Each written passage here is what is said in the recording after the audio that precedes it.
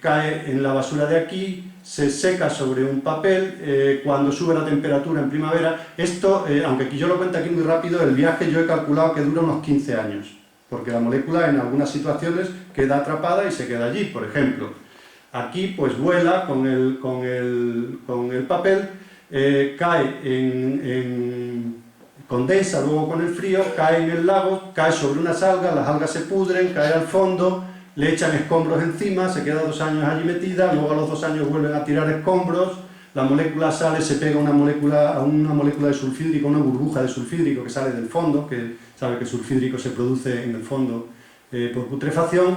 Según va para arriba, la coge un microorganismo, se lo come una trucha del lago, la trucha la coge un pescador, se la lleva hacia Nueva York, pero se le estropea la furgoneta, la trucha se pudre, la tiran a la basura, se la come una gaviota, la molécula se fija en la grasa, porque el problema de estos productos es que no son solubles en agua, se fijan en la grasa corporal de los animales o de las personas. La gaviota se va, he perdido un poco el camino por aquí, bueno, van siguiendo, ya estamos, es decir, aquí cuando vamos por 7 la molécula vuela y cae en el lago Michigan, ahí es donde se hunde, caen los escombros, en el 8, en el 9 seguimos por aquí por el lago, aquí pescan la trucha, cuando se la llevan se pudre, la coge una gaviota en 12 que se va hacia el lago Ontario, en Canadá, y allí pone un huevo además infértil. Entonces una mofeta toca el huevo, sale rodando, cae por la playa y se la come un cangrejo. El cangrejo ese se lo come una anguila y la anguila va al mar de los Sargazos siguiendo las migraciones normales de estos animales. Allí muere, se pudre, la molécula sale otra vez a la superficie y dependiendo de la temperatura pues condensa y condensando y evaporándose, puesto que esta molécula, igual que el agua hierve a 100 grados, pues esta molécula, por lo que aquí dicen, debe hervir a unos 30 grados. Dependiendo de que haga frío está como líquido, o dependiendo de que suba la temperatura, pues está como gas. Entonces, en todo ese viaje, pues va sufriendo transformaciones, y llega hasta aquí, donde vuelve a caer al agua, se la come un microorganismo, esto se lo come un bacalao del Ártico, sube para acá, el bacalao se lo come una foca, y a la foca se la come un oso polar. Y encima del oso polar están los inuit, los esquimales que los cazan para alimentarse, ¿de acuerdo? Entonces esta es la tragedia de la contaminación realmente, y insisto en el tema de la contaminación global. Aunque insisto, este viaje es hipotético, ahora les daré algunos datos que demuestran que no es tan hipotético. ¿Por qué ocurre esta acumulación? Pues aquí está muy bien dicho, es decir, los contaminantes acaban arrastrados por el agua a los lagos, a los pantanos, eso es algo, ahora mismo con la que está cayendo pues se lava todo y acaba ahí. Acaban los lodos del fondo y el fitoplancton y el zooplancton se lo va comiendo y va incorporando las moléculas, no una, que yo he hecho el ejemplo con una, pero ahí puede haber miles de moléculas, aunque el lago esté poco contaminado, estoy hablando de un lago muy poco contaminado. Pero estos microorganismos, a base de filtrar agua y de comer, de chupetear por el fondo, suben la concentración 500 veces por encima del nivel de concentración del agua. A estos bichitos se los comen otros bichitos, va subiendo, a estos bichitos se les comen estos peces y la trucha, y a la trucha la gaviota, y la gaviota, cuando se le analiza la grasa corporal, pues tiene 25 millones de veces más PCB que el que hay en la concentración del agua. Hasta tal punto de que hay veces que no se detecta la concentración del contaminante en el agua y los animales están súper contaminados. De hecho,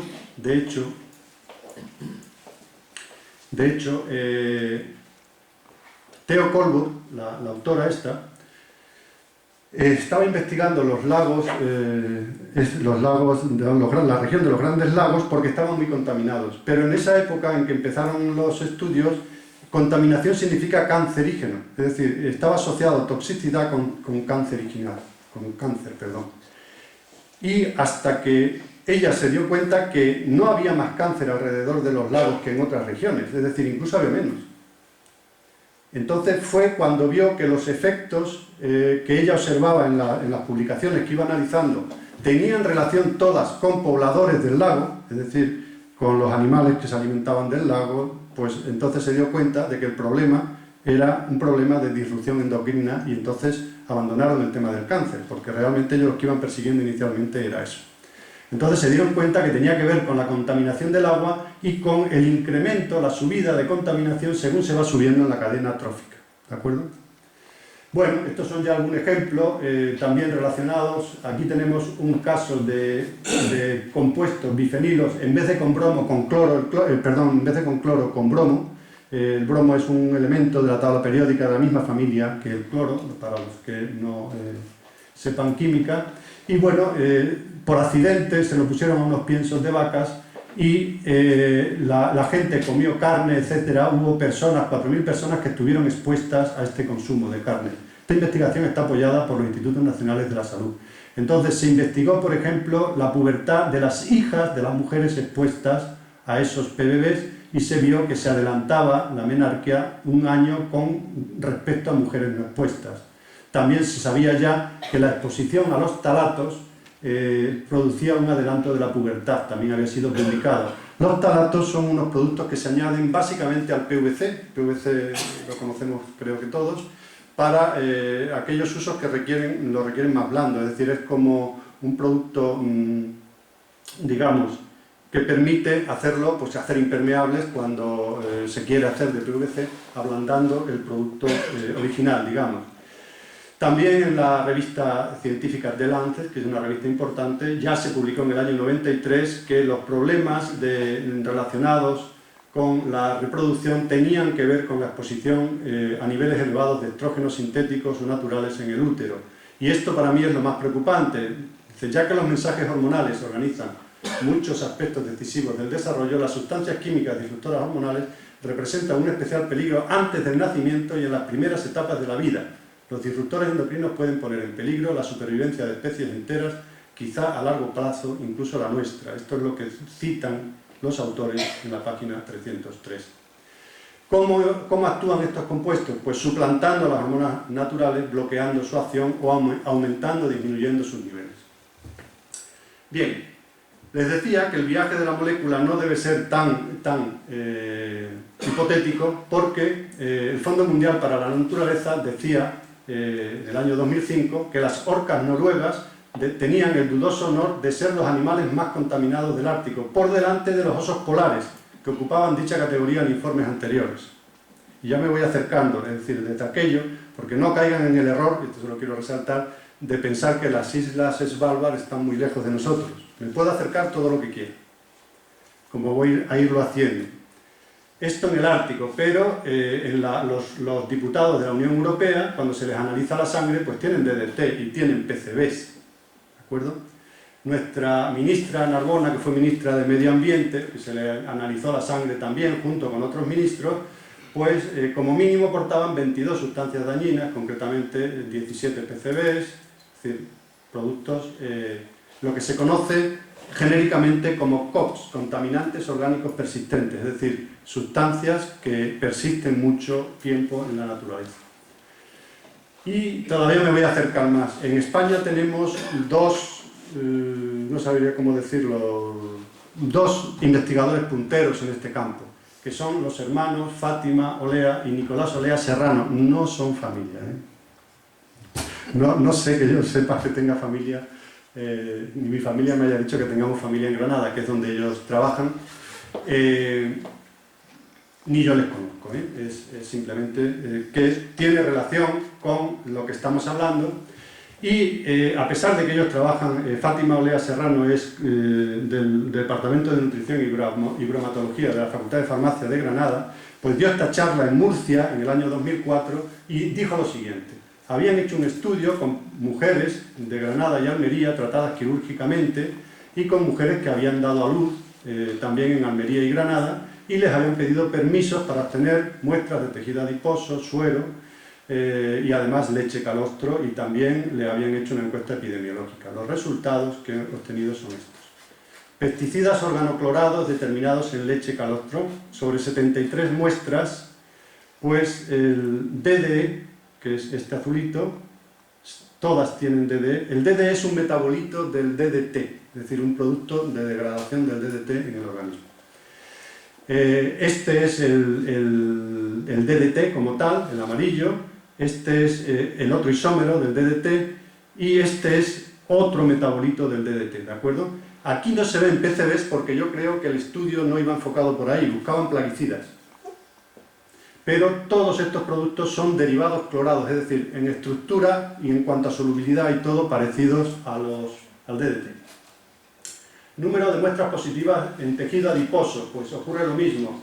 El DDE, el metabolito, en el 100%, metabolito del DDT. Aquí tenemos el ortopara-DDT y el para-prima, el DDT típico, digamos. El otro metabolito, es decir, que siguen persistiendo. Esto además hay que añadir a esto que el DDT se prohibió en España en el año 74. Estos estudios son, como han visto, pues, bastante recientes. La charla es del año 94, los estudios pueden ser del año 2000 para acá. El DDT se prohibió en España en el año 74 o por ahí. En Estados Unidos se prohibió en el año 72. Y yo he leído que las mujeres americanas que estaban amamantando en aquel momento, su leche no hubiera pasado los controles sanitarios que se seguía a la leche que se comercializaba. En suero, pues lo mismo, es decir, no quiero cansarles, 97% del metabolito del DDE, en fin, lo mismo. Y este es el hermano, Nicolás Olea Serrano, que es catedrático de radiología del Hospital Clínico de la Universidad de Granada, en una charla de divulgación, es decir, le había llamado una asociación, se llama El Quejigo, me parece, o algo así, y estaba dando una charla sobre estos temas de divulgación que a mí, sinceramente, me parecen muy importantes. En un trabajo realizado por Juan Pedro Arrebola Moreno y dirigido por Nicolás Olea y su grupo de investigación, pues ha revelado que el 100% de los españoles presentan en su organismo al menos un tipo de COPS, contaminantes orgánicos persistentes. En un estudio hecho con 387 personas adultas, mitad de zona urbana y mitad de zona semirural, concluye que el 100% de los sujetos tiene el DDE, ese que aparecía antes, exactamente igual, el metabolito del DDT, seguido del célebre PCB del viaje que hemos hecho y algunos otros isómeros que aparecen por aquí, esto es hexaclorobenceno y hexaclorociclohexano, creo que es eso. Estos son datos de diciembre de 2007. ¿Por qué hemos utilizado todos estos productos si son tan dañinos? Pues porque cuando se empezaron a utilizar parecían buenísimos. Eso es así. Y yo creo que la ciencia está hecha por humanos y esto yo creo que lo resume muy bien, lo que decía Ortega y Gasset. Es un ideal, la de hoy corrige la de ayer y la de mañana corrige la de hoy. ¿Qué se está haciendo? No quiero dejarles con este sabor de boca, ya me voy acercando al final. ¿Qué se está haciendo para resolver esto? Pues bueno, los propios autores del libro dicen que el tema gracias a estos dos libros y al trabajo que ha sido como una bola de nieve que ha ido creciendo, pues ha ganado un puesto en la agenda de los países industrializados y se están tomando medidas legislativas. En España en concreto, el Consejo de Ministros, por ejemplo, en estas fechas más o menos, aprobó un límite de decretos máximos para dioxinas, PCBs, que permitan al menos rechazar los productos que no cumplan esa normativa. También en 2004 se firmó el convenio de Estocolmo que prohíbe la docena sucia, que se llama así, que son un grupo de aditivos súper peligrosos que incluyen todos estos productos de los que hemos hablado, PCB, DDTs. En 2003 también se retiraron del mercado alrededor de 300 sustancias activas, esto lo dice una Stephanie Williamson, coordinadora de la Red Europea de Acción contra los Pesticidas, pero ya hay organismos, redes creadas contra la acción de los pesticidas, lo cual ya es algo, aunque siguen quedando productos tóxicos, ¿de acuerdo? El problema es que muchos de los pesticidas no se pueden evaluar por la opacidad de la industria, es decir, están bajo patentes, etcétera, no siempre se pueden eliminar, pero aún así el Parlamento Europeo acaba de prohibir el uso de 22 sustancias reconocidas como peligrosas en este terreno. Y a mi modo de ver, el principio de precaución es muy importante, porque supone que no hay que esperar, como se indica aquí, a que se demuestre, lo cual es muy difícil, demostrar directamente que este producto ha producido este efecto es dificilísimo, porque depende de una especie a otra, varía, de un momento a otro en el desarrollo de una especie varía, no es lo mismo a nivel de desarrollo embrionario que en las primeras etapas de la vida, etc. Es difícil demostrarlo, pero las sospechas son clarísimas y y evidentes. Entonces, este principio de precaución me parece realmente importante. Lo que hace falta es que se cumpla. Es decir, que solo con sospechar que una sustancia puede producir daños de este tipo, pues se pueda eliminar del medio ambiente. Conclusiones. Bueno, yo creo que la primera parte de la charla es la necesidad de disminuir cuanto antes la dependencia energética del petróleo. España en eso está haciendo un esfuerzo grande con el tema de energías renovables, pero el petróleo va a ser cada vez más caro y en cuanto salgamos de la crisis yo creo que las vamos a pasar canutas, con perdón.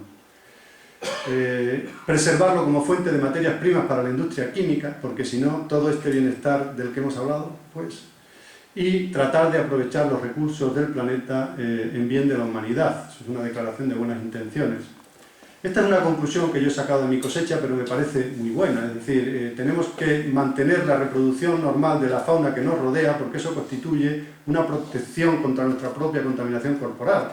Yo no sé si han leído, no hace mucho he leído en la prensa, que los gorriones están abandonando las grandes ciudades, aquí en España. Pues es muy peligroso, porque dicen, no, es por culpa de las palomas. Oye, las palomas estaban ahí desde siempre, que yo sepa. Dicen que las ciudades son muy limpias y no se les echa de comer. Bueno, pues se les echará de comer igual que se les echaba hace 5 años, ¿no? Eso es sospechoso. Cuando menos es sospechoso. Yo creo que eso es importante. Y luego, ellos mismos, en defensa propia, el texto de nuestro futuro robado, pues a nivel ya de ciudadano, digamos, propone conocer nuestra agua. El agua es muy importante, la pureza del agua, incluso a niveles de contaminación bajo, porque esto se va acumulando, y se va acumulando con la edad, es decir, es un efecto acumulativo con la edad. Elegir inteligente los alimentos, pues si sabemos de esto, pues lo que tenga talatos ni tocarlo, lo que tenga, no sé, es una cultura que se puede adquirir sin necesidad de ser químico ni de tener unos conocimientos grandes, es cuestión de estar mentalizado en ello. Evitar exposiciones y usos innecesarios, pues no sé, a fumigaciones. En casa es muy importante, porque la contaminación en casa pasamos mucho tiempo en un volumen muy pequeño. La contaminación en la calle pues se diluye mucho porque tenemos toda la atmósfera por delante, pero hay artículos que demuestran que la contaminación en casa es muchas veces más peligrosa, porque estás muchas horas en un terreno, hay que ventilar muy bien, no echar productos que no se deba, etc. Mejorar la protección y esto evidentemente como declaración de intenciones, rediseñar la fabricación y el uso de sustancias químicas. Hombre, por ejemplo aquí en España, y lo tengo si queremos luego en el otro archivo, la legislación está bajando muchísimo la cantidad de azufre que se permite en los combustibles para evitar la lluvia ácida, y eso obliga a una inversión grande en las refinerías para bajar la cantidad de azufre que sale que el combustible salga con menos. Y volviendo al libro del que hablé al principio, la química como ciencia central, pues de ese libro he encontrado esta frase que me parece que resume muy bien lo que como ciudadanos podemos hacer. Los millones de toneladas de PCBs que se han lanzado al aire ya no hay manera de quitarlos, están ahí. Los millones de toneladas de DDT que se han lanzado ya están ahí. Lo que hay que hacer es que no se eche más, por supuesto, que no se incremente esa concentración y tratar de tener la educación suficiente para comprender los efectos, tanto positivos como negativos, que las sustancias químicas tienen en nuestras vidas y encontrar un equilibrio informado sobre su uso. Nada más, muchas gracias.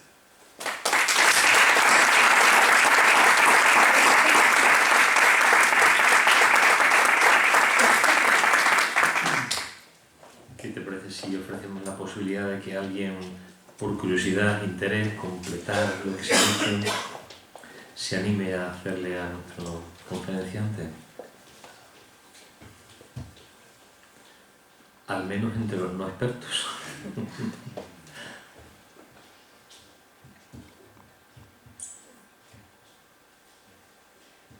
Pues Antonio, yo tengo una curiosidad. Hablas del tema de las bolsas de plástico, la contaminación que supone. Si se acaba esa bolsa de plástico y volvemos a la bolsa de papel, ¿qué beneficio tendríamos? Es decir, tendríamos la otra parte de la moneda, que es el tema de los bosques. Bueno, hay soluciones, quiero decir, la bolsa de papel es una opción porque el papel no es tan contaminante. Ahora lo tengo en el otro archivo, si lo pudiéramos abrir lo podría mostrar ahora. Pero la opción es tener bolsas, pero bolsas que se utilicen continuamente, de algún material más resistente, no de estas de usar y tirar, y siempre cuando acaba la vida útil meterla en el reciclado. en el tema del reciclado, para que no acaben contaminando ni acaben en el mar. Es que tengo unas imágenes aquí, si fuera capaz de sacarlas. Sería interesante, vamos a ver. Lo que pasa es que tenemos el archivo. ¿Qué has puesto? ¿El PPX? Quiero decir, queremos eso. Esa es nuestra agua emblemática. Entonces, ese es el problema. ¿Queremos eso? Pues tampoco. Esto es agua del Océano Pacífico. Mira qué punto tiene. Agua del Océano Pacífico. Y estos son los continentes que decía de plástico. Uno está al norte de Hawái porque las corrientes marinas crean una zona de calma, y aquí también, al lado de Japón, y hay auténticos continentes de plástico ahí en ese tema. Y luego, si hablamos del Mediterráneo, pues ya, ¿para qué? Es la mayor concentración mundial de residuos de plástico en los fondos marinos están en el 1.500 piezas por kilómetro cuadrado. Este es el gran problema de los plásticos. Entonces yo creo que evidentemente el papel, si se generaliza masivamente, pues también tendría sus problemas, pero yo creo que la solución es utilizar unas bolsas más resistentes y utilizarlas, vamos, quiero decir que eso la experiencia de cada uno lo sabe, y te puedes tirar 1 año, 2 años, 3 años con una bolsa si la utilizas bien, y cuando se haya acabado, si es de material polimérico, pues tienes la opción de reciclarlo. El reciclaje puede ser pues de tipo químico, energético, es decir, luego ya se aprovecha, y desde luego lo que no se puede consentir es que acabe en alguna de estas situaciones. Y yo creo que el problema cuando el ciudadano no está informado es que piensan, es que están haciendo un negocio increíble los grandes superficies con el tema de la bolsa. A lo mejor lo están haciendo porque es una economía libre de mercado, yo no lo sé, pero si tú sabes el daño que produce y te enseñan cosas de este tipo, yo creo que te será mucho más fácil decir, no, mira, voy a intentar resolver el tema. Ese es mi planteamiento en el tema de la divulgación. Es decir, yo creo que cuesta, lo mismo digo con el tema de los coches. Los coches se está intentando implantar ahora, ya lo hemos visto en Madrid, en las grandes ciudades, el coche eléctrico. El coche eléctrico tiene sus problemas, no tiene la autonomía, no sé cuánto, no sé qué, pero el petróleo, según algunas estimaciones, y no quiero asustarles más ya, pues a lo mejor en el 2012, imagínense que se pone a 300 euros llenar el depósito. Hay gente que lo piensa, no es cosecha mía. Pues a lo mejor no vamos a dejar el coche voluntariamente, pero es que nos van a obligar a dejarlo. Entonces, quiero decir, si uno conoce la problemática que hay detrás de todo esto, pues a lo mejor no le resulta tan difícil tomar medidas que pueden suponer inicialmente un sacrificio, pero luego te acostumbras y no es tanto. Y que hay una cuestión de fondo más allá, digamos. Esto hay que verlo un poco como ciudadanos del mundo. Es decir, yo cuando leo uno este libro, pues te das cuenta de que estamos en la misma casa, la casa común, y que si pudiéramos ver a un ciudadano de Australia tirando PCBs por la calle, pues le tendríamos que echar la bronca, igual que él a nosotros, si nos pudiese ver, porque al final acabamos todos mezclados. Y esa conciencia hay que tenerla, y cada vez más. Yo creo además que en temas de divulgación, pues vamos muy retrasados en Extremadura. Por lo que hemos visto José Pedro y yo, pues por ahí se dan muchas charlas, tal y tal, y yo animo a mis colegas de la universidad o de secundaria. Yo creo que hay muchos temas que se pueden abordar desde la física, desde la química. Yo siempre digo que el Guadiana es anchísimo, es decir, parece que la universidad está a no sé cuántos kilómetros de aquí, y por eso a mí me ha encantado que la charla fuera aquí, en el corazón de la ciudad. Pero yo animo a otros colegas, pues desde las matemáticas, desde la física, desde la química, es decir, yo creo que debería haber una charla de esta semanal, porque hay muchísima gente a aquel lado.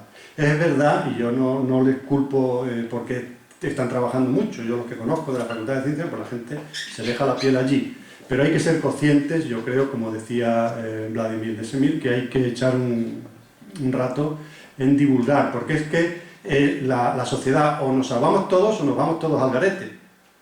No se trata de que el mundo académico, el no académico, y los que saben y los que no saben. En esto nos vamos todos al garete. La sociedad total.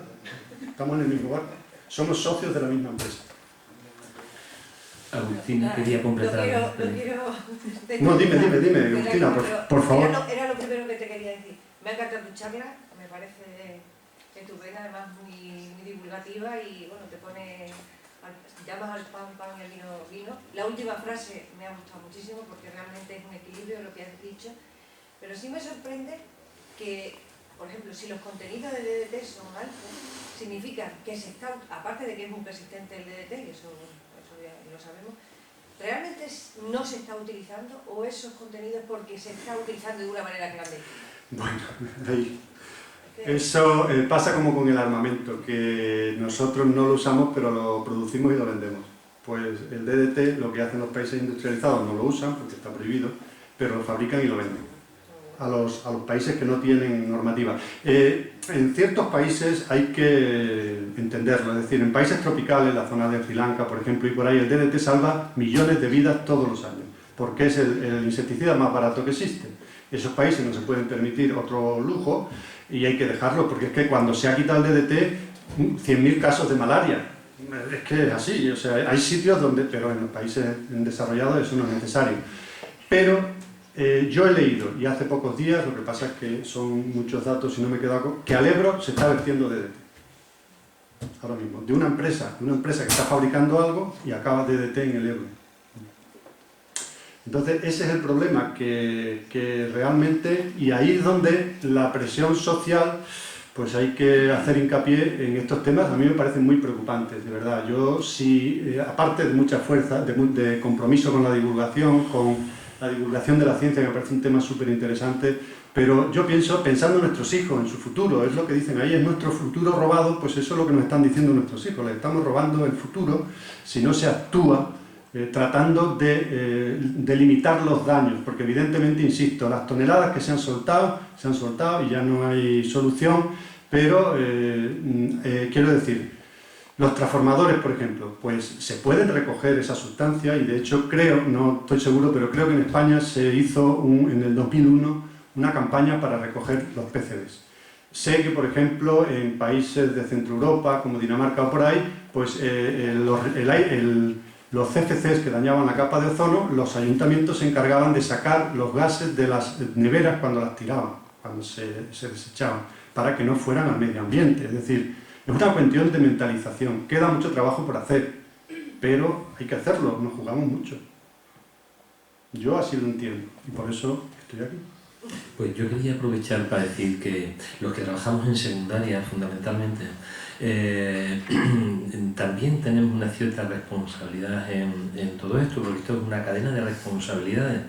Y para tranquilidad de la gente, existe una asignatura controvertida que se llama Educación para la Ciudadanía. Inexplicablemente hay un sector no pequeño de la población española muy contundente en contra de la educación para la ciudadanía, pero en esa educación para la ciudadanía también tratamos de transmitir ideas de responsabilidad, de comportamiento responsable con el medio ambiente, de un trato respetuoso a las personas, por supuesto, y a las cosas, el reciclaje, 40.000 papeles que sepáis que los institutos están empapelados de valores, están empapelados.